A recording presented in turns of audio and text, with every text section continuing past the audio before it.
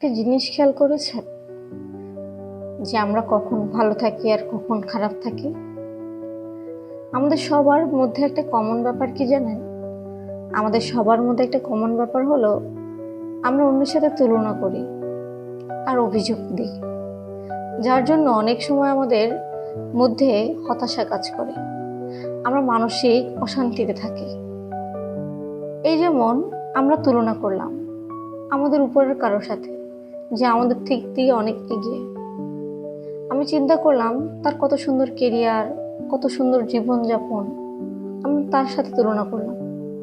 যখন আমি তার সাথে তুলনা করলাম তখন আমার কাছে আমাকে দুঃখী মানুষ মনে হলো, আমার ভেতরে হতাশা কাজ করলো। কিন্তু আমি যদি তুলনাটা আমার নিচু শ্রেণীর কোনো মানুষের সাথে করতাম তখন কিন্তু আমার ভিতরে হতাশা কাজ করতো না। এই যেমন অনেক মানুষ আছে যে রাতে খেতে পারে না, যা সুন্দর একটা বাসস্থান নাই, সুন্দর একটা পরিবার নাই, কিন্তু আমার আছে। এই যে আমার আছে, এই চিন্তাটা করেও আমাদের কৃতজ্ঞতা করা উচিত যে আল্লাহ তাআলা তো তার তুলনায় আমাকে অনেক দিয়েছেন। কিন্তু আমরা অভিযোগ করতেছি আমার তো তুলনায় আল্লাহ তাআলা আরেকজনকে কেন বেশি দিয়েছেন। দেখেন, আল্লাহ তাআলা সবকিছু বুঝেই করেন। আমরা তো ওনার সমালোচনা করতে পারি না, আলোচনা সমালোচনা সবকিছুর ঊর্ধ্বেও নেই। এই যে আমরা অন্যের সাথে তুলনা করলাম, এই যে আমরা অভিযোগ করলাম, এই ব্যাপারটা কিন্তু আমাদেরকে আলটিমেটলি একটা অশান্তির মধ্যে ফেলে দিল। অনেক সময় আমাদের সুখটা আমাদের চিন্তা ভাবনার উপর নির্ভর করে যে আমরা ব্যাপারটা আসলে কিভাবে দেখতেছি। আমাদের চিন্তা ভাবনাটা যদি আমরা একটু ঘুরিয়ে দেখি বা একটু পজিটিভ ওয়েতে দেখি, এমন অনেক কিছু আছে আমাদেরকে উৎসাহ দিবে, আমাদেরকে মোটিভেশন দিবে, আমাদের বেঁচে থাকার উদ্দীপনা বাড়িয়ে দিবে। কিন্তু আমরা খুঁজে খুঁজে ওই জিনিসগুলোই বের করি যেগুলো আমাদেরকে দুঃখী করবে। জীবনে যদি আপনি সুখের তুলনা করেন আপনি অনেক সুখী, আবার যদি আপনি দুঃখটাকে দেখেন আপনি অনেক দুঃখী। এখন আপনি কি করা উচিত? অবশ্যই যে জিনিসটা আপনাকে সুখ অনুভূতি দেবে আপনার সেই জিনিসটা চিন্তা করা উচিত।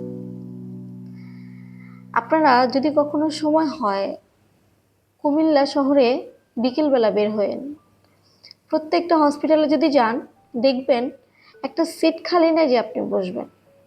প্রত্যেকটা ডাক্তারের চেম্বারের সামনে 70-80 জনের একটা সিরিয়াল। এমন ডাক্তার আছে যার চেম্বারের সামনে 150 জন মানুষ সিরিয়াল ধরে আছে। এবার বুঝেন তো দেশে কত মানুষ অসুস্থ, কত মানুষ কত রকম রোগে ভুগতেছে।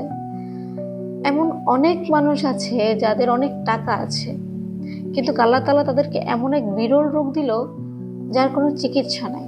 আবার এমন অনেক মানুষ আছে যার টাকা অল্প, আবার তার রোগটাও সামান্য, কিন্তু সে যদি একটু টাকা পয়সা খরচ করতে পারতো তাহলে সে সেই রোগটার নিরাময় করতে পারতো, কিন্তু তার কাছে টাকা নাই বলে সে নিরাময় করতে পারতেছে না। এমন অনেক মানুষ আছে যাদের অনেক টাকা, কিন্তু সে চাইলেই তার ইচ্ছে মতো খেতে পারছে না।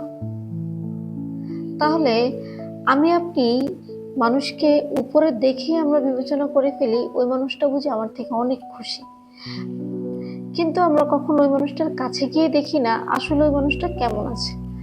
আপনি যখন খুব কাছাকাছি কোনো মানুষকে দেখবেন, সোশ্যাল মিডিয়া আপনার কাছে যে মানুষটাকে মনে হয় যে সে খুব ভালো আছে, আপনি কখনো যদি সময় পান তার কাছে গিয়ে বসবেন। তখনও আপনি বুঝবেন যে আসলে মানুষ সোশ্যাল মিডিয়া যা দেখায় রিয়েল লাইফে তা নয়। আমরা শুধু শুধু মানুষের সাথে মানুষের তুলনা করি, আল্লাহর কাছে অভিযোগ করি। আমার কাছে মনে হয় আপনি যদি মানুষের সাথে মিশেন তখন আসলে আপনার আসল নলেজটা হবে যে আসলে কি মানুষ সবাই সুখী কিনা। 99% মানুষই বিভিন্ন সমস্যায় জর্জরিত। এখন আপনি যদি সমস্যাটা দেখেন আপনি আর জীবনে সুখ খুঁজে পাবেন না। সুতরাং আপনার কাছে কতটুকু আছে, কি আছে, আপনি এই জিনিসটা দেখেন, ওই জিনিসটা চিন্তা করে আপনি নিজেকে কি রাখেন যে এমন অনেক মানুষ আছে যে আপনার যা আছে তার তাও নেই। কৃতজ্ঞতা থাকুন, তুলনা করা বন্ধ করুন, অভিযোগ বন্ধ করুন। Thank you.